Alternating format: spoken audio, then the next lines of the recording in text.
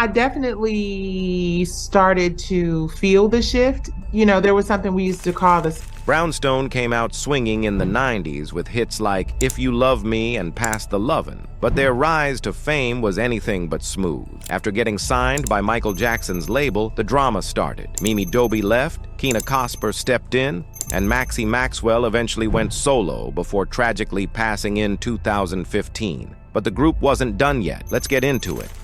About how it I definitely started to feel the shift. There was something we used to call the sophomore jitters or the sophomore jinx, where Brownstone hit the scene in the early 90s, straight out of Los Angeles, California. This talented trio, Nikki Gilbert, Mimi Dobie, and Maxi Maxwell, wasn't just some random group trying their luck. Their voices and connection were on another level, making them stand out in a sea of artists chasing the same dream, brainstorming ideas for their group's name.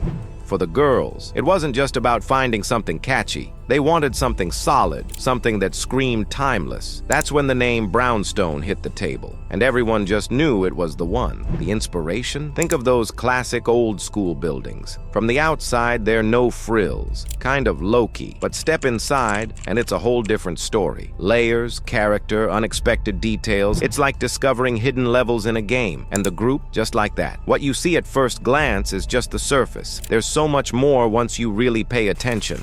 you hear a record like If You Love Me, you can never do that again, right? Yeah. So I did see that there was sort of this shift, and then they tied it all back to Harlem, where those iconic structures are part of the city's story. Plus, there was a book one of them brought up. It was all about pushing through tough times, staying strong, and making it work. That hit home. Brownstone just made sense. It's steady, grounded, and unapologetically here to stay. Built to hold up through anything, just like their music. I don't have anything called Brownstone, so I had no idea. It just took me by surprise when Sherlock was like, "Yeah, I'm living in the Brownstone." I was like, "Brownstone." So exactly does the meaning behind the name? Or their game changer, catching the eye of the Michael Jackson and landing a spot on his MJJ music label under Epic Records. Yep, they got the King of Pop's stamp of approval, which was basically like getting handed a golden ticket. From the jump, it was obvious these ladies were on their way to making something big happen. They were all gas, no brakes, always chasing the next milestone without even stopping to soak it all in. Back then, it was straight grind mode. Drop a track? Cool. What's next? No time to celebrate. They were already planning their next move. Being signed to Michael Jackson's label wasn't exactly a low-stakes gig. They were young, hungry, and hyper-aware that this could all disappear if they didn't deliver. It was all or nothing, and they knew it. I had a lot of anxiety because we were signed to Michael Jackson's label. So for me, it was just like, look, we gonna do this work or they gonna take our record deal back. You know what I'm saying? Like, their journey really started with a song called Pass the Loving. They rolled up to one of those old school music showcases. Half networking event, half impress the industry bosses kind of deal. They put everything into their performance, and while they were hustling at events like that, the most surreal thing happened. One day, Nikki and Maxi were cruising down Sunset, and they heard their song playing faintly on some random mixtape. Cue instant chaos. They slammed on the brakes, jumped out of their little Jetta, and lost their minds, screaming and dancing right there on the street.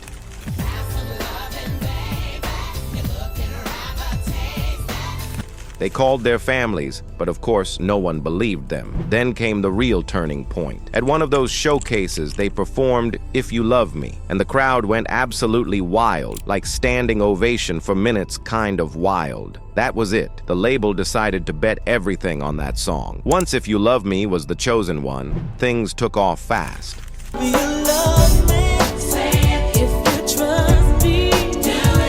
Brownstone's rise to fame might have looked all glitz and glam from the outside, but behind the scenes, it was anything but easy. Like any group trying to survive in the cutthroat music world, they had to deal with non-stop challenges that pushed their bond, creativity, and hustle to the limit.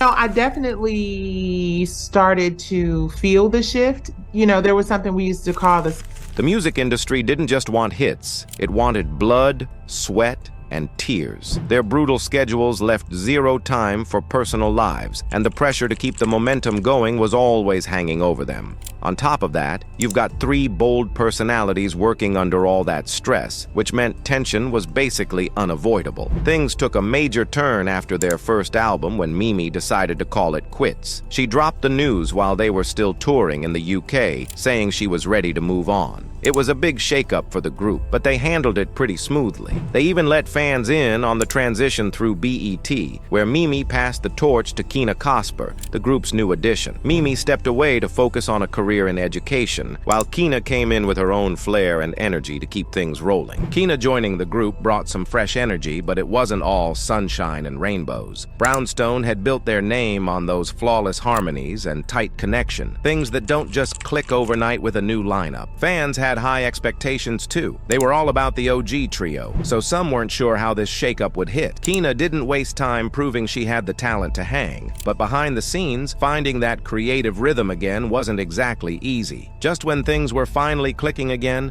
the group got hit with another curveball. During their second album, Maxi started leaning towards solo projects and a pop sound that didn't really match Brownstone's soulful vibe. After performing on the Keenan Ivory Wayans show, Maxi dropped the bomb. She was ready to move on. It was a tough pill to swallow, and for Nicki and Kina, it felt like the end of an era. Nicki wasn't about to start holding auditions for another member. It just didn't feel right anymore. Rumors swirled that Nicki was going solo, especially since labels were pitching her deals left and right. But that wasn't her vision. For her, the magic had always been in the harmonies and the group dynamic. Still, with two members gone, the label's support started to waver, budgets tightened, and the challenges of keeping the group alive grew heavier. After dealing with all the changes and internal drama, Brownstone was ready to make their comeback with their second album, Still Climbing, in 1997. This album was their way of proving they weren't backing down. Despite everything they'd been through, they pushed forward, showing that their bond was still solid. One of the standout tracks was 5 Miles to Empty.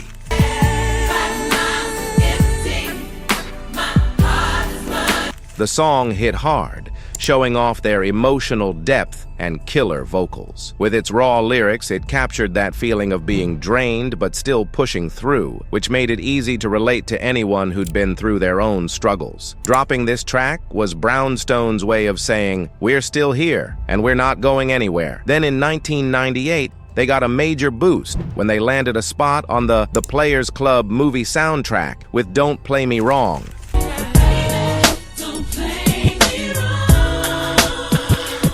This was a game changer, opening their music up to a whole new crowd, especially movie fans. The track was a perfect fit for the movie's themes of love, betrayal, and empowerment. Brownstone knew how to bring that street-smart R&B edge. Then in 2015, Maxi tragically passed away at just 46. The cause was reported as an accidental fall, a heartbreaking moment that left her family, friends, fans, and the music world in shock. Maxi's voice was everything. Powerful, soulful, and unforgettable. She was a key part of what made Brownstone so special, and her energy made her a fan favorite in the 90s R&B scene. She didn't just have talent, she had charisma that drew people in, and her loss left a huge hole in the hearts of many. The circumstances around her death were both sudden and devastating. It was reported that she fell at her home in LA, and despite efforts to save her, she passed away shortly after. She was still active in music, performing and songwriting, so her passing hit hard for everyone who followed her career. Maxi's loss was felt by all who knew her, but also by all who were touched by her music. In February 2019, Brownstone fans got the ultimate surprise.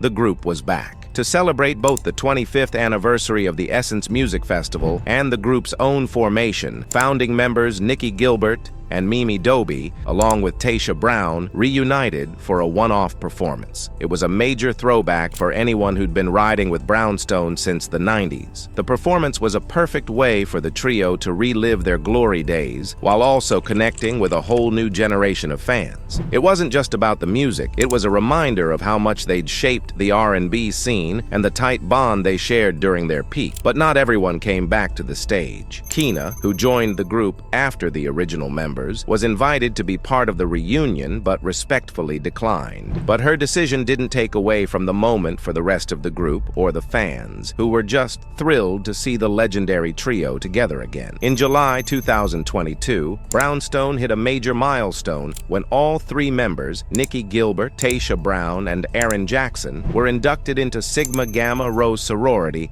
at their centennial booley. This was a big deal for the group, adding a new level to their legacy. Sigma Gamma Rho is all about empowering women and leadership, which totally lines up with Brownstone's mission of empowerment, self-expression, and unity. So it wasn't just about their music, it was also a shout-out to the positive impact they've had beyond the stage. Right after that, Brownstone had more surprises up their sleeve. On September 13th, 2022, they dropped the news of their new lineup, featuring Nikki Gilbert, Tasha Brown, and Aaron Jackson. Fans were pumped, especially with the announcement of their new single, All I Want. This track was a big deal for them, mixing the group's classic sound with some fresh new influences. It was a perfect blend of what fans loved and what the group had grown into.